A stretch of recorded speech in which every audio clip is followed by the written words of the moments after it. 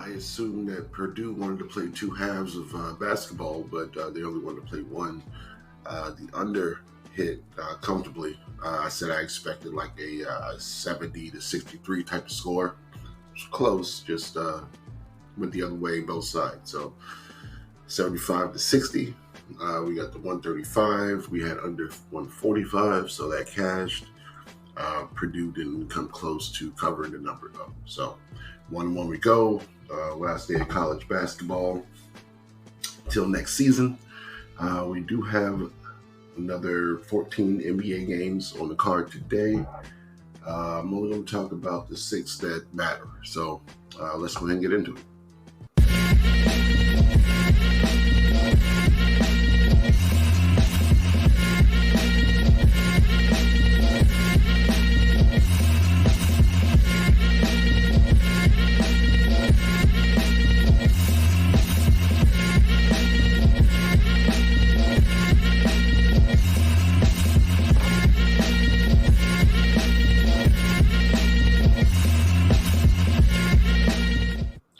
What's up, everybody? Crash here. Welcome back to Crash Against the Spread as we talk about sports from a betting perspective. It is Tuesday, April 9th, and we have 6 games we're going to go over. Basically, if you're playing a team that's been eliminated from contention, or both of you have been eliminated, I'm going to skip that game. So a lot of double-digit spreads and games that don't mean anything. So why even waste time thinking about them? First game up in that case is going to be the Heat and the Hawks. Heat are in the 8th seed, Hawks are in the 10. Hawks are 3.5 point home underdogs. Totals at 223. Both these teams have been playing till the over, so that's something to look at. But I would lean Heat in this game. Heat are just coming off a loss to the who they just lose to? The Pacers. By 2, and apparently there's some questionable calls at the end of that game. I wasn't able to watch it. I was at work, so I saw it on the screen. I saw the final score. That was my push the other day. But he should be motivated to get to the 7. I don't think they're going to get out of the play-in tournament at all. So kind of just want to get to that spot where you have home court advantage against whoever's coming in the play-in. So I think they'll be motivated.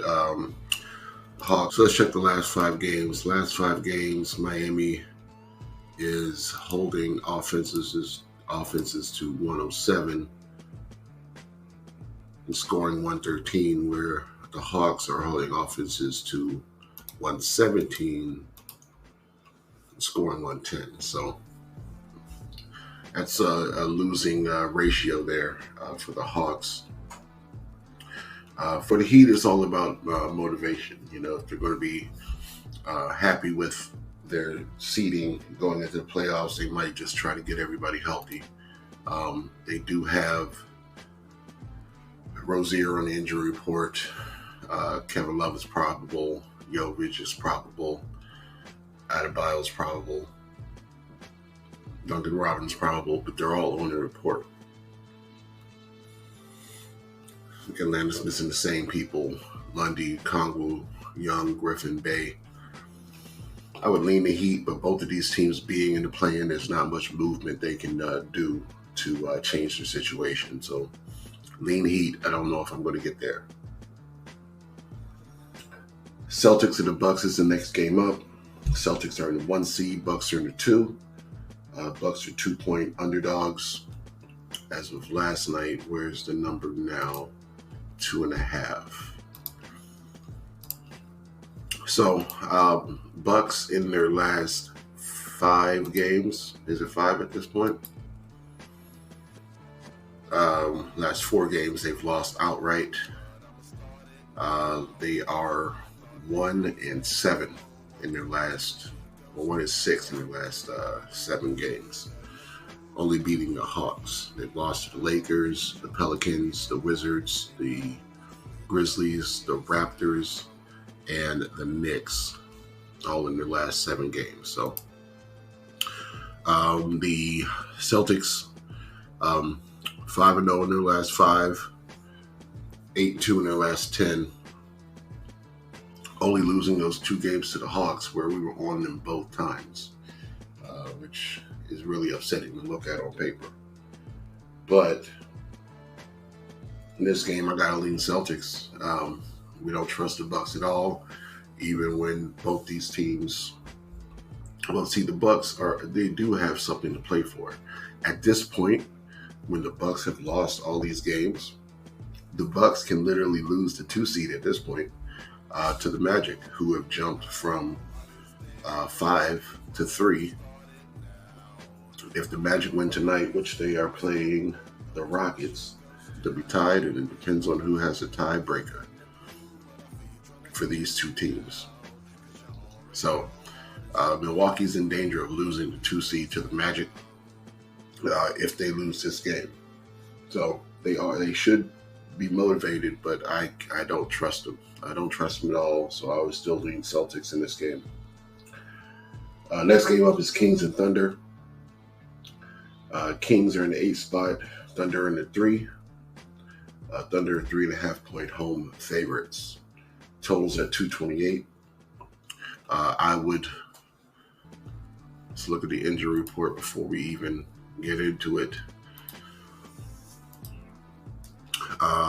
Malik Monk is out till mid-May.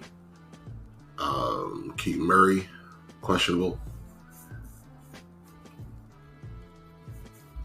Jalen Williams is questionable.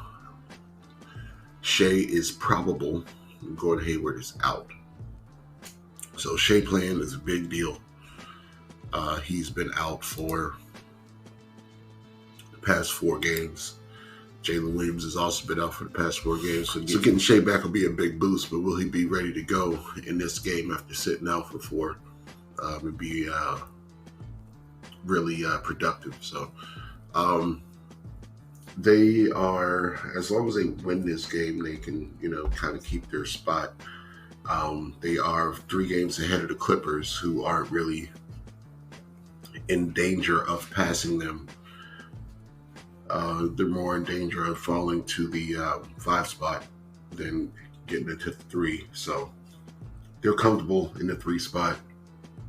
I don't know if I would lean their way tonight with Shea's first night back. Knicks and the Bulls. I would lean to the Knicks. They are 3.5-point favorites on the road. They lost their last 3 before their last win against. Who they win against? The last win against the Bucks. They were winning.